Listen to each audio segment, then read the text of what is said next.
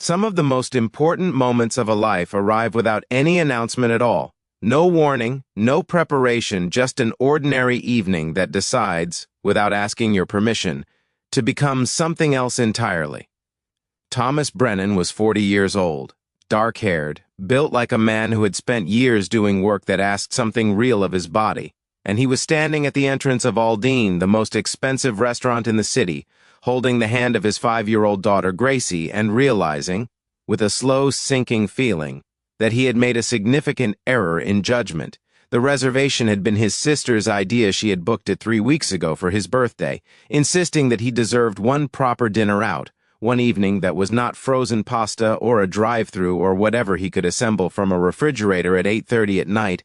After a long shift, she had meant it as a gift. And then her own son had come down with a fever that afternoon, and she had called Thomas at 5 to say she was so sorry she could not make it, but please go anyway. The reservation was paid for. Please just go and sit and eat something warm and quiet. Thomas had looked at Gracie. Gracie had looked at him, and here they were. The hostess was a young woman in a perfectly fitted black jacket, with her dark hair pulled into a smooth bun, and she was doing her job with professional courtesy, but her eyes had made one small involuntary trip from Thomas's blue cotton shirt to Gracie's floral dress. The nice one, the one they had agreed was a restaurant dress. And back up again. The restaurant behind her was the kind of place where the lighting cost more than Thomas's monthly grocery budget. Every table had white linen and crystal glasses and small red roses in low vases, the kind of place where the menu did not have prices. Thomas knew what she was seeing. He had known it when he pulled into the parking lot and known it when he walked through the door. And he had told himself it did not matter because his sister had paid for this, and Gracie was wearing her nice dress and it was his birthday, and they were allowed to be here. The hostess said politely that unfortunately there seemed to be some confusion about the reservation. She said it carefully, in the way of someone delivering news they have been trained to deliver without causing a scene. Thomas felt the familiar weight of the moment. He had been in versions of this moment before, not here specifically, but in rooms where the assumption ran against him before he had opened his mouth. And he had learned over 40 years exactly how much energy it costs to push back against an assumption, and exactly how much it costs to simply absorb it and move on. He was tired tonight. It had been a long week. He looked at Gracie. She was looking up at the hostess with those serious gray eyes she had gotten from her grandmother, and then she looked up at Thomas, and something in his face must have told her enough of the story, because she squeezed his hand and said quietly, "It is okay, Daddy. We can leave." And that was the moment everything changed, because from the nearest table, the one immediately to the left, a table for two set with the full crystal and linen arrangement, occupied by a single woman who had been sitting alone with a glass of red wine, and what appeared to be a substantial amount of paperwork spread carefully across the white cloth. A voice said, "Please don't leave." It was not loud.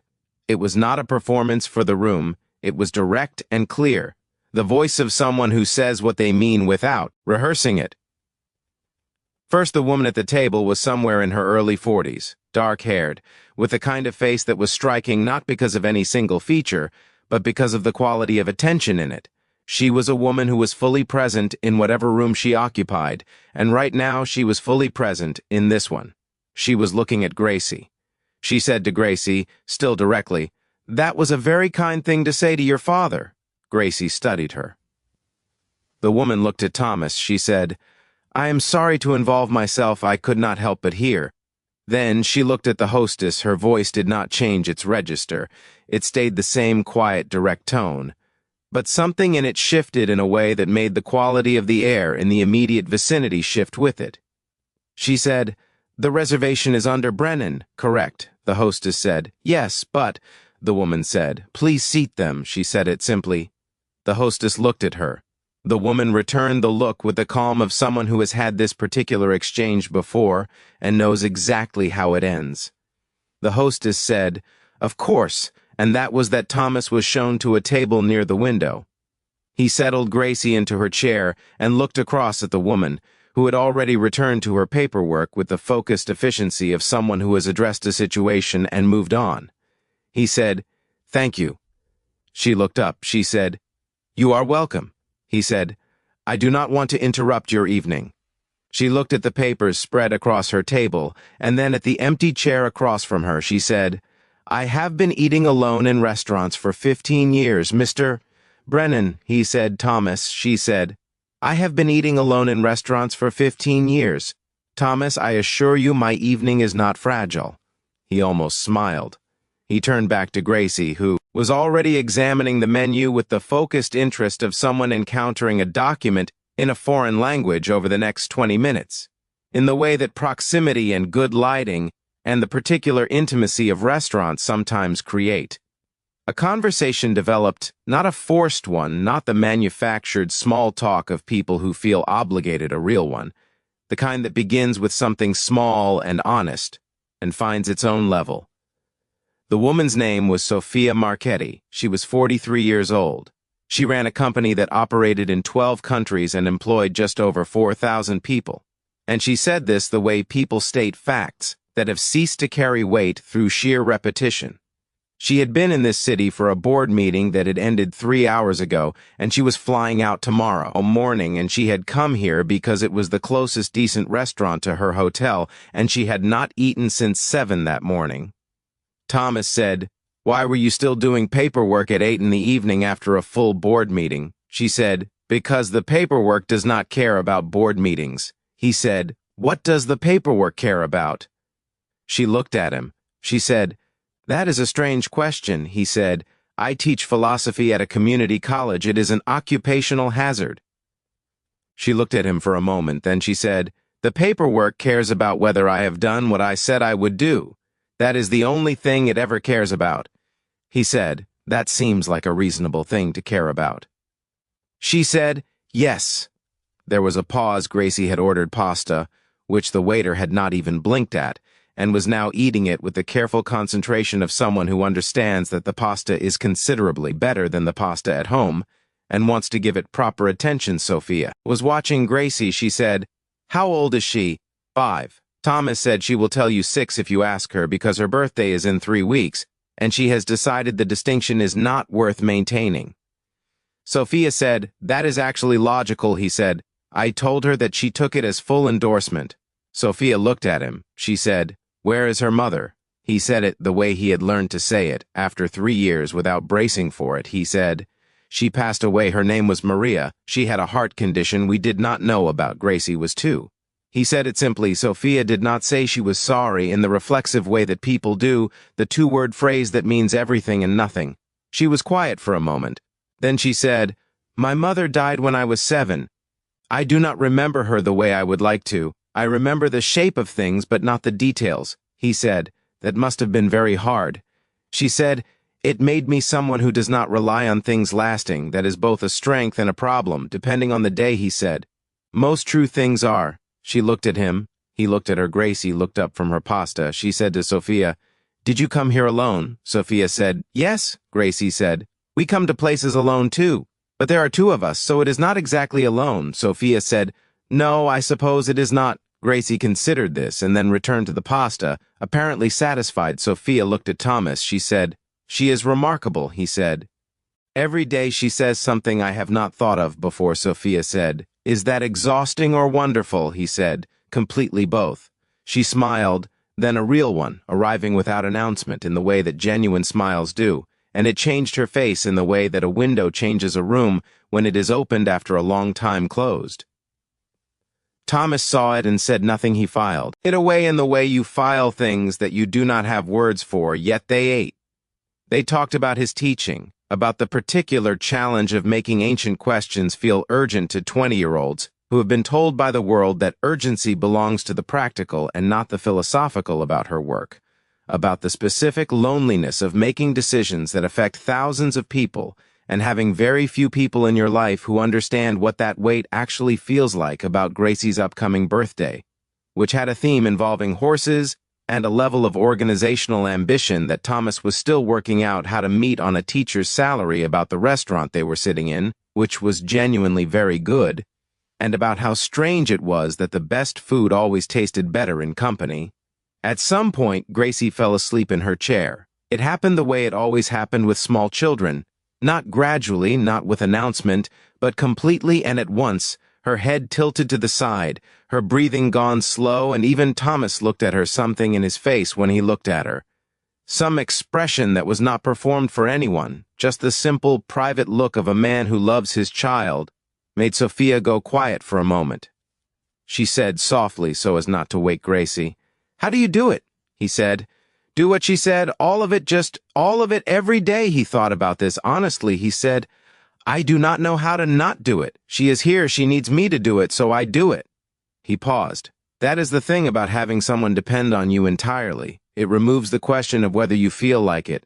Sophia said, "Most people would find that overwhelming." He said, "Most people have not tried it." She said, "Is it lonely?" He was quiet for a moment. He said, "Yes, sometimes at 2 in the morning when she is sick and I cannot fix it, and there is nobody else to call." Yes. Then, he looked across the table at Sophia and said, "Is running a company that employs 4,000 people lonely?" She said, "Yes, at 2 in the morning when the decision cannot wait, and the weight of it is mine alone." Yes, they looked at each other, two people sitting in a well-lit restaurant in the middle of an ordinary Thursday evening, having arrived there entirely by accident, finding themselves in the unexpected vicinity of someone who understood something true about their life. Not everything, just something, but something real. Thomas said, "I should get her home." He said it without wanting to end the evening, and not knowing yet what to do with that wanting. Sophia said, "Yes." She began gathering her papers. He lifted Gracie carefully from the chair, and his daughter settled against his shoulder without waking, one hand curling instinctively into the front of his blue shirt. Sophia watched him. She said, "She knows exactly where she is, even when she is asleep." He said, "Children know where they are safe." Sophia said, "Yes, they do at the entrance," with Gracie still asleep on his shoulder. Thomas stopped. He said, "Thank you for what you did earlier," she said. "I should not have needed to do it." He said, "No," she said, "that is not your fault." He said, "I know." They stood for a moment in the warmth of the entrance, the city visible through the glass behind them, dark and lit and moving. He said, "If you are ever in this city again," she said, "I am here 4 or 5 times a year," he said. "There is a much less expensive restaurant 2 streets from here that makes better pasta than this one." She looked at him. He held her gaze with the calm of a man who is saying what he means and is comfortable waiting to see what comes back. She said, "Is that an invitation?" He said, "It is whatever you would like it to be." She was quiet for a moment, then she reached into her jacket and produced a card, not with the professional gesture of a business transaction, with the slightly different gesture of someone doing something they have decided to do and are not entirely certain about and are doing anyway. She held it out. He took it with the hand not holding Gracie. She said, "The pasta had better actually be better," he said. "It is considerably better," she said. "I will hold you to that. Thomas Brennan." She said his name the way people say a name when they are putting it somewhere they intend to keep it. He nodded. She walked back toward the restaurant, and he walked out into the evening. Gracie stirred on his shoulder. She said, without fully waking, "Daddy, did you have a good birthday?" He looked up at the sky for a moment. He thought about the evening, the entrance, and Gracie's small hand in his, and the quiet woman who had said, "Please don't leave," and the conversation that had found its own level, and the card in his pocket. He said, "Yes, sweetheart," he said, "I really did." He walked to his car through the October night. The city moved around him the way cities do, indifferent and beautiful, and full of things that are just about to happen. He drove home. He put Gracie to bed. He sat at the kitchen table in the quiet house and looked at the card. He thought about what his wife Maria used to say. She used to say that life does not hand you second chances the way stories do, all wrapped and labeled. She used to say that second chances look exactly like ordinary moments, and you only recognize them after you have either taken them or let them pass. He set the card on the table. He left it there, and in the morning it was still there, which meant he had not been dreaming, which meant the evening had been real, which meant that something that had felt for a long time like it was finished might, with no guarantees and no map and no certainty of anything, be just barely beginning again. If this story moved you, please give it a like and share it with someone who needs to hear it today. Subscribe so you never miss a story like this one, and leave a comment below. Tell us about a moment that arrived without warning and changed the direction of something we read every single one.